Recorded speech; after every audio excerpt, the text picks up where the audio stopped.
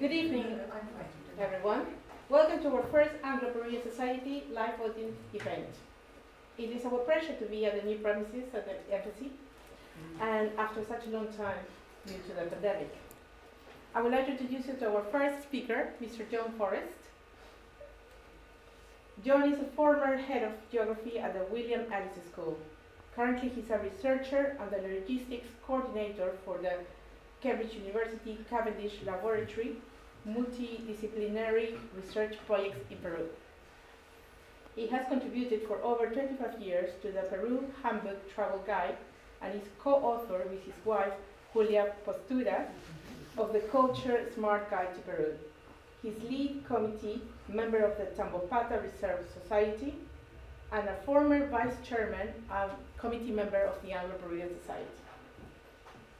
Now, I would like to introduce you to Dr. Hugo Lepage, our second speaker. Hugo is a scientist based at the Cavendish Laboratory, Cambridge University, with a diverse publication background, from neuroscience to theoretical quantum physics. Hugo's attention is now turned towards the environment and the effects of climate change on our planet. He is currently researching the application of drone technology and satellite imaging for the analysis of environmental quality, and his presentation will describe how the west flank of the Andes has undergone significant greening.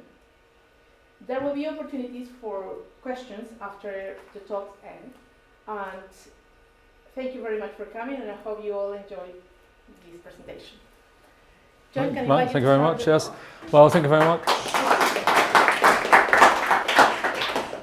Well, thank you very much for that introduction, and good evening. And it's great, isn't it, to be back in person for a talk. I think it's 10 years since I last addressed the Anglo-Peruvian Society with the late Tony Morrison, and hopefully we and others will resume this talks in person, and it will become a regular event again. I'm going to speak this evening then about the Cañete Valley. The project involves a number of themes. The project of Cambridge University began about 5 years ago when we first had a project with the University of Moquegua. So the laboratory is working with smaller universities in Peru, and that was really a pilot project to confirm that it was possible to set up a project, research projects working with Peruvian universities that would lead to something worthwhile, both for them and for the results that we were able to achieve for the researchers at Cambridge. There was then a project for a couple of years in Barranca, 3 years in Cañete, which was in the middle of the COVID epidemic, so it ended up being a 4-year project, and currently we're working in Huanta, with the University of Huanta. There are a number of themes to each project. Hugo will talk about one of them.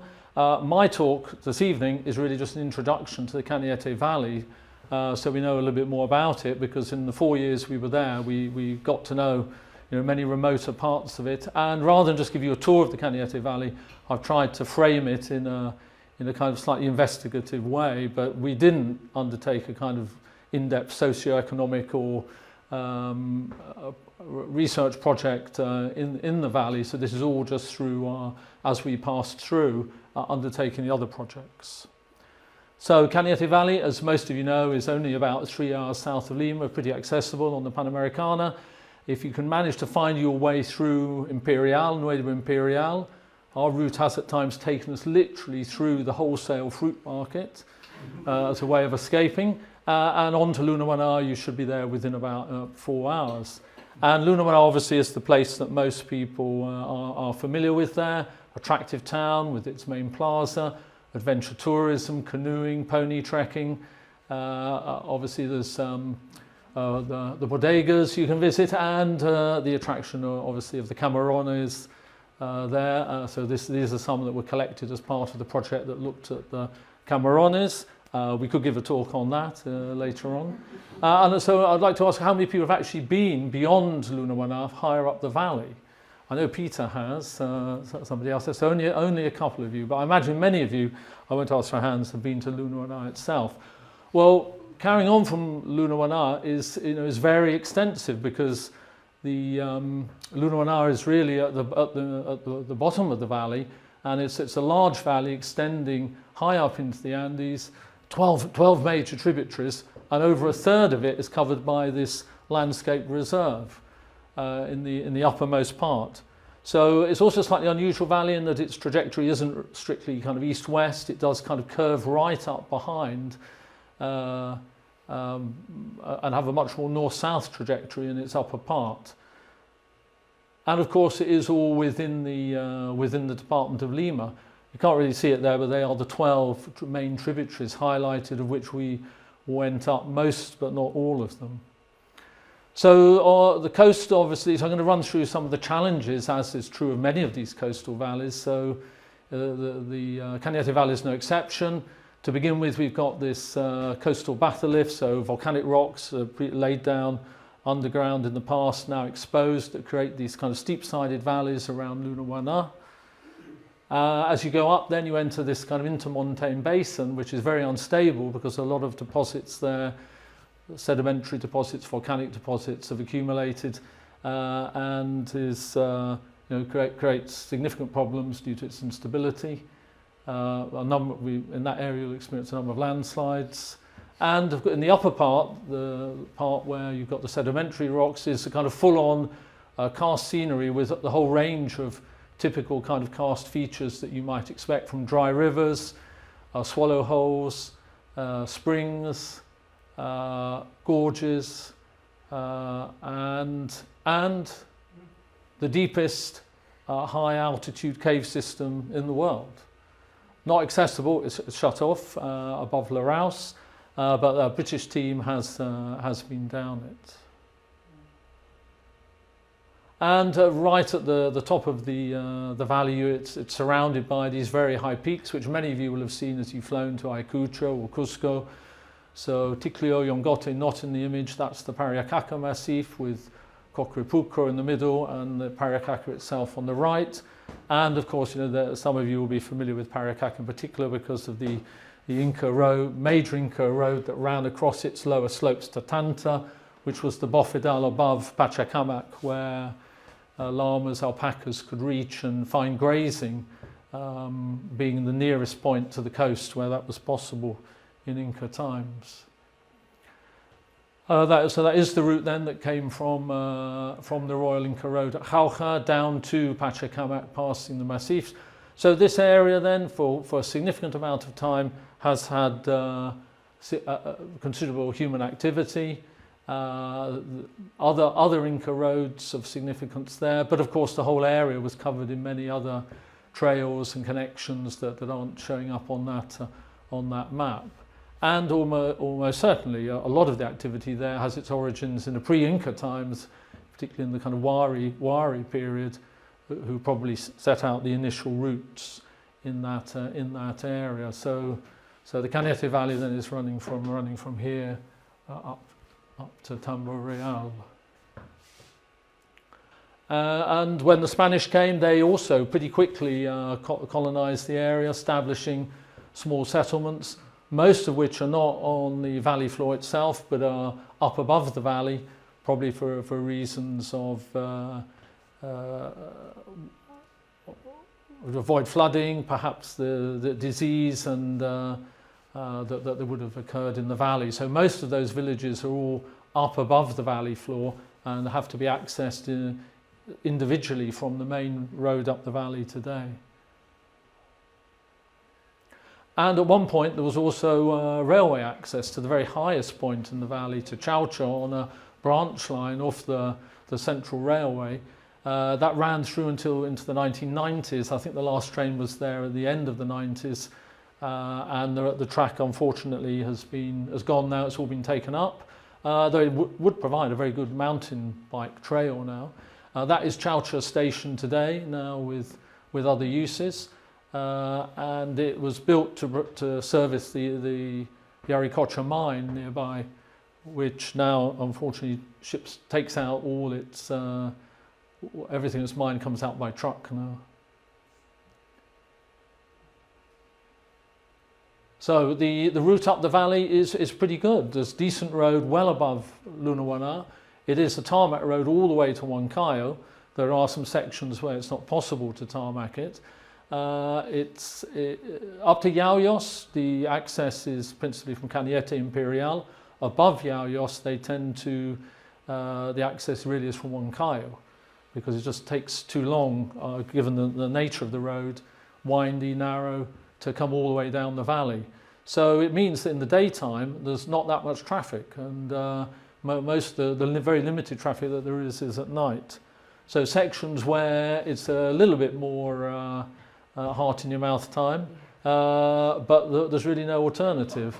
So quite a few places, narrow gorges, they've just blasted the road through the side of the gorge. That one on the left you might recognise, Peter, because that is the road to Miraflores.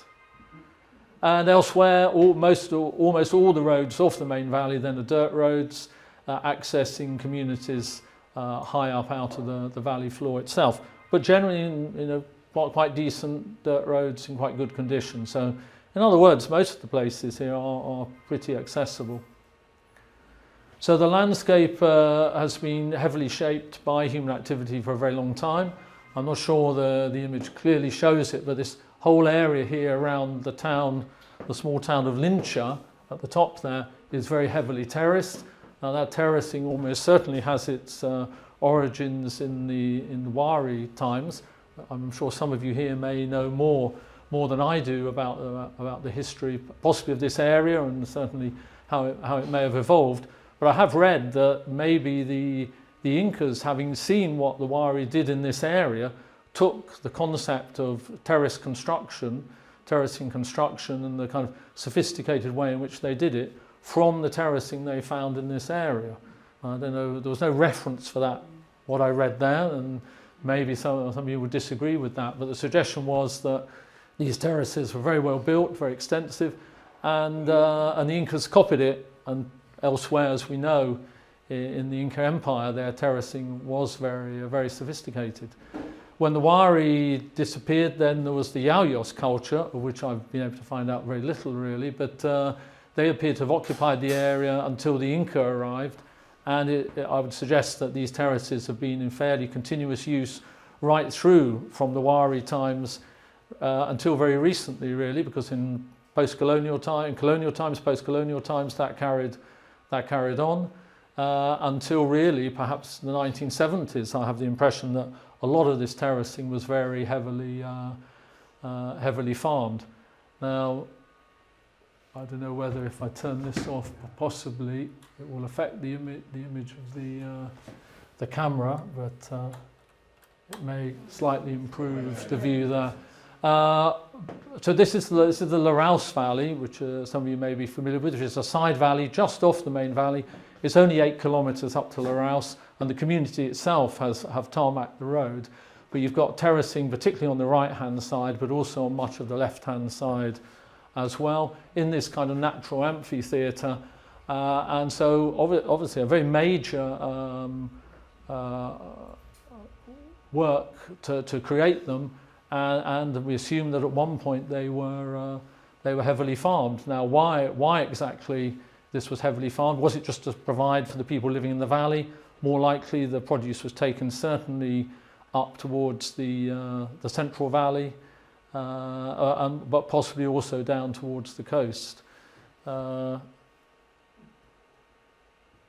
And you can see in the foreground, really very limited amount of the area of terracing is farmed to this day.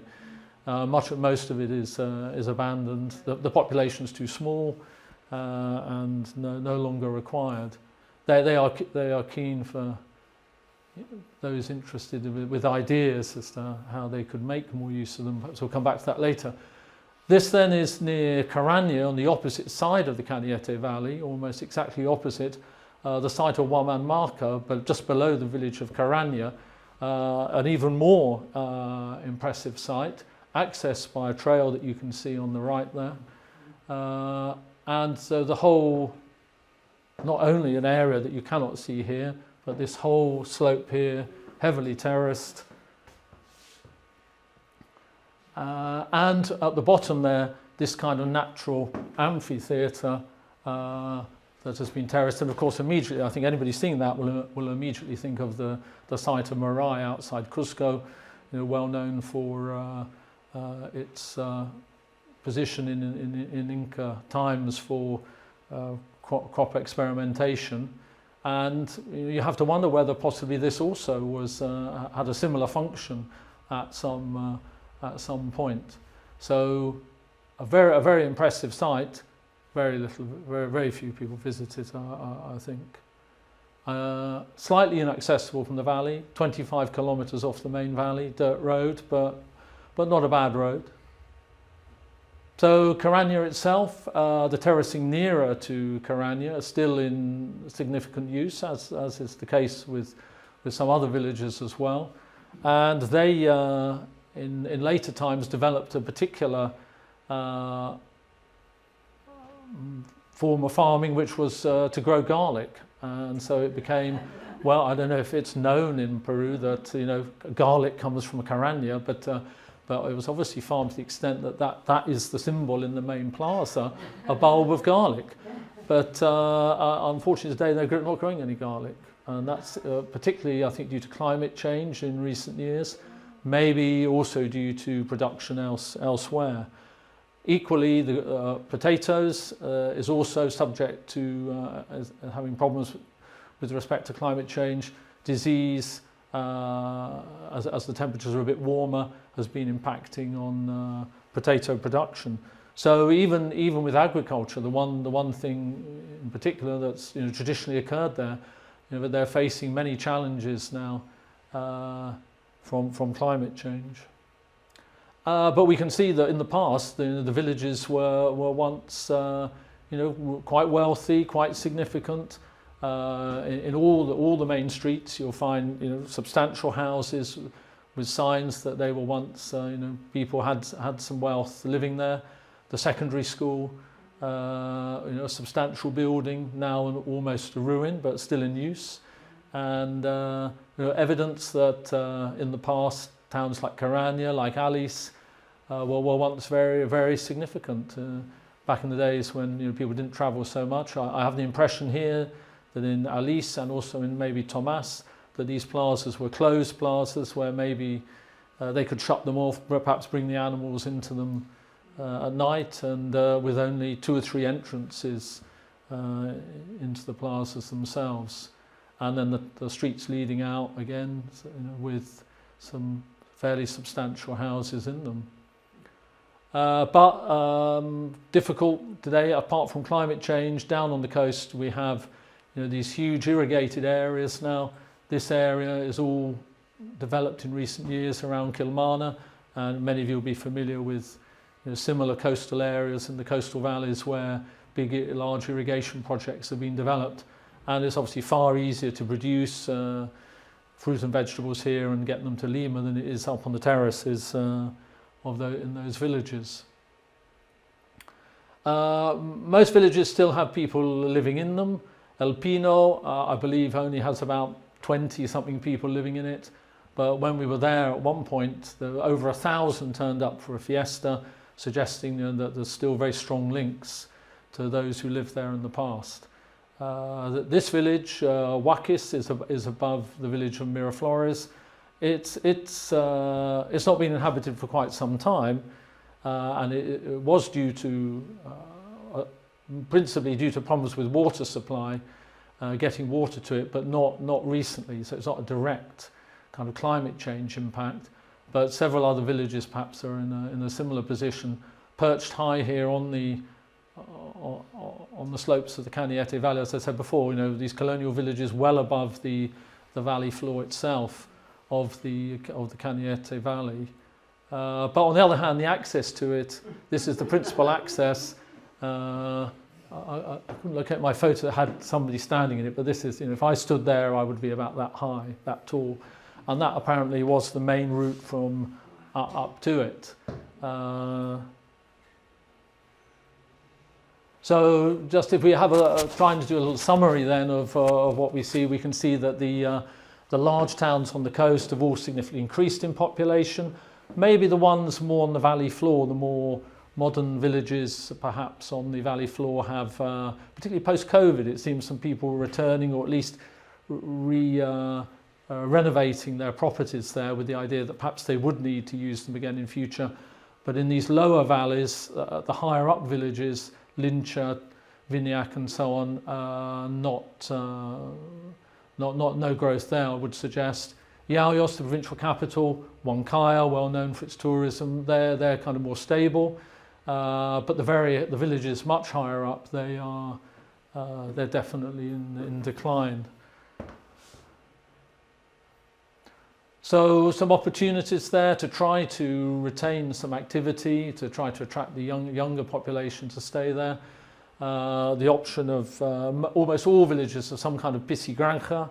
In this case, above Huancayo, it's in the lake, but in most of them, it's in the rivers, and that's definitely something that they all seem to have developed. Adventure tourism is obviously the kind of the bigger thing in a number of places.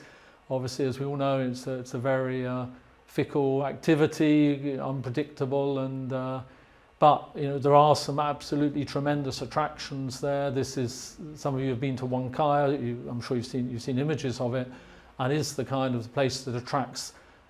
But usually, just in a few key moments during the year, Easter, 28 de Julio, is when thousands go there. The rest of the year, when we've been there, almost nobody. And yet there are some very good trails around the Cascadas, and you can go further up the valley, and undertake boat trips on the lakes if you wish. I think there's a couple of zip wires. Because that's more the nature of tourism now. It's not just looking, you've got to have something active for younger tourists perhaps to do. There's flora and fauna. This is an hour above Viniac, a large hillside. There's only one Puyo Raimundi there, but the whole hillside is covered. So that's fairly accessible, although that really is perhaps the only main real thing of interest to do above Viniac itself. Torrent ducks in the river Cañete, usually found on the east side of the Andes, but very, very common in the Rio Cañete, highlighting the fact that this is a very clean river with a kind of constant flow of water, at least in its upper parts, until water is taken out for irrigation lower down, which is not true of all the other rivers draining the west side of the Andes. And the condor. In most months of the year, you're pretty certain to be able to see condors. So in 1 week, we saw at least 3 condors every single day, and including on one day there were definitely 3 groups. We saw them in 3 different places. So it could not have been the same group that we saw. So no need to go to the Colca Canyon or certain other places. It's here in the department of Lima, just a few hours away. Of course, higher up on the Bofedales, plenty of alpacas, herds of vicuñas, and we never saw one, but there was evidence of something rather more dangerous lurking in the rocks.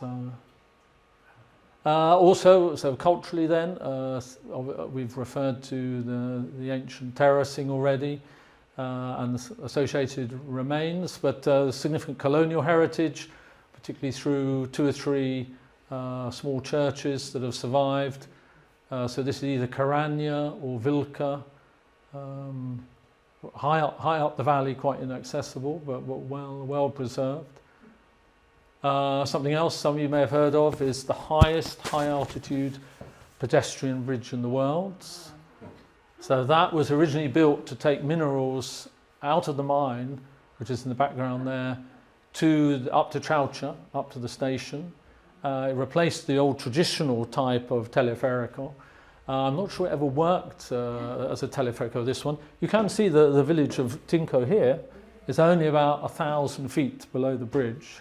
And that is open, and I think you can find videos on YouTube showing people crossing it. I think it's 5 soles to go across it, should you wish. So plenty of attractions from the tourism point of view. Accommodation, though, much more basic. I mean, most villages have something very simple. I think Hugo's had the pleasure of staying in that one. A little bit better in some places. This one's in Miraflores, but still basic. But there are a couple of very decent places to stay. So in the Upper Cañete, Via de Arma, close to Alice, and the Refugio Viniac in the village of Viniac itself, which offer the kind of standard of service that probably most of us would be happy to stay in with the range of facilities. And in the case of Via de Arma, very good access to many of the places that I mentioned. That is owned by somebody from Miraflores, the village in the valley, not Miraflores in Lima. So it is a local person trying to do something locally for the community. Refugio Viniac, I'm not sure who owns that now, but maybe somebody in Lima. There's another hotel nearby as well, owned by a Limeño, but pretty limited, in terms of where you can stay. But there are those two places, and the culinary offer in them is pretty decent. The trout we mentioned before, Camarón is lower down, and in the Via de Arma, the alternative to trout is alpaca. So that one actually is what was on offer in Viniac. So some traditional cooking, traditional plates on offer. So yeah. As we said, very few people about in many of these places when we've been there, because we tended not to go at Easter or 28 de Julio because it just make our work impossible. But pretty deserted otherwise. So this is the centre of Huancayo, but it does show signs. Streets have been improved, the quality of buildings, signs of new investment. I'm fairly certain that is the only access to that new hotel. I'm not sure we'd all be too happy if we turned up and found that either that or the arroyo on that cable was the only way to stay there. In Laraus, the other village really which shows signs of some significant recent investment, again because of its better access, it has the terraces only 8 kilometres from the valley itself. So there are places, a few still basic places to stay there, some restaurants that perhaps will or won't be open depending on when you visit. They have a zip wire facility as well to try to attract more people. But again, it's still principally tourism linked. So a quick tour up the Cañete Valley then, just to kind of highlight some of the things that there are there, things to see there.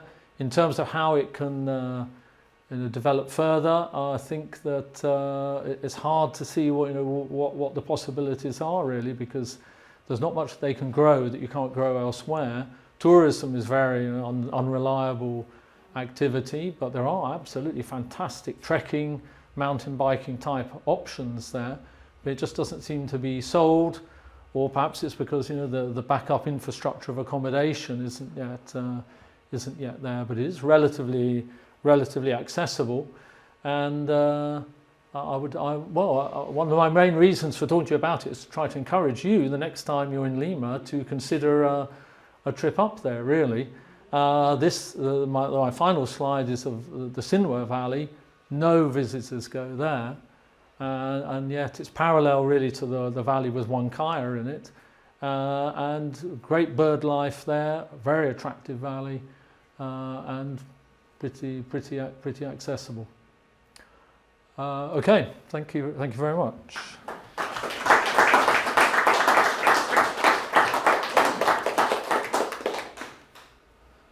Now maybe while Hugo just sets up his laptop, I could take a couple of questions so we can then have more questions at the end. Is there anything anybody would like to ask? Yes? You mentioned some animals already, but I just was curious if you've heard or observed any decline in biodiversity in a particular type of animal. I wouldn't say that we, in the time we were there, observed any decline. If anything, what we observed was quite encouraging. The number of condors, the number of vicuña we saw higher up. Maybe there are fewer alpaca perhaps than there once were around Tanta, but that might be a good thing for the recovery of the bofedales, which are so important for controlling the water flow in the river. The camarones lower down are extremely important to those who are making their living from them, which is about 50 people in the valley, have licenses and pretty much survive off that. They obviously do face some challenges in terms of perhaps pollution. We could talk more about that in another talk, but the contamination levels of the Camerones are okay. You can eat them, that's not a problem. However, the big problem there is the hydroelectric plant there that occasionally likes to flush out the Capayucas Dam. And although it gives a warning, the warning is no good for the Camerones. What are they going to do?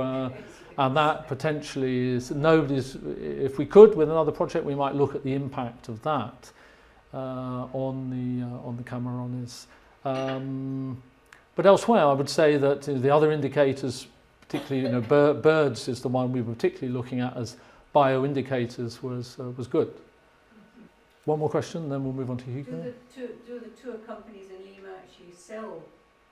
They do sell, but they sell a kind of limited packages. So obviously Luna One is heavily sold, and they do sell Huancayo and going there, which is perhaps it's better that it's more focused in one place. People normally would stay overnight in Huancayo because you can't go up and down in a single day. And in Huancayo they would normally do a trip on the lake, a canoe, perhaps walk around the waterfalls, and that would be pretty much up, apart from stopping at places on the way up. But tourism going other than there and Laos is not, I would say, not really sold. The Via de Alma website is quite good for showing you other things in the area. You'll see clearer images than I can show you tonight, and more information. So, yeah. Okay, more questions at the end. Okay, quick one, Peter, and then. Very tall tree or bush that was growing in one of the flora and fauna. Well, that was a Puya Ramundi. What was it? Puya Ramundi. Oh, Puya Ramundi. Yeah, yeah. The whole hillside covered in them. Just a short distance up from the road. It is at about 4,500 meters. But so the problem with going to Vignac is people don't are really acclimatise. It's a bit too high because they're normally going there for two nights, often at a weekend.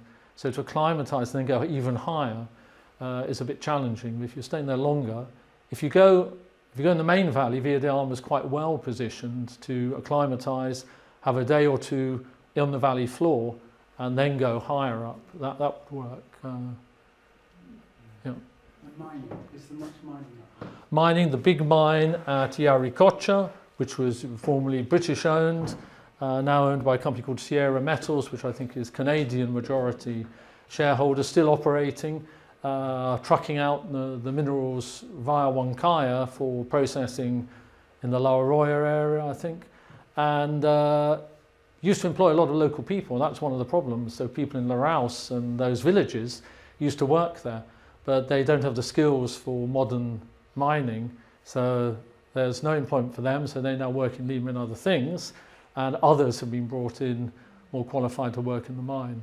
So the mine is still a big mine. That's the major mine. A little bit of small scale mining in the upper part in the vicinity of Yauricocha, but not a lot. Right. Okay, thank you.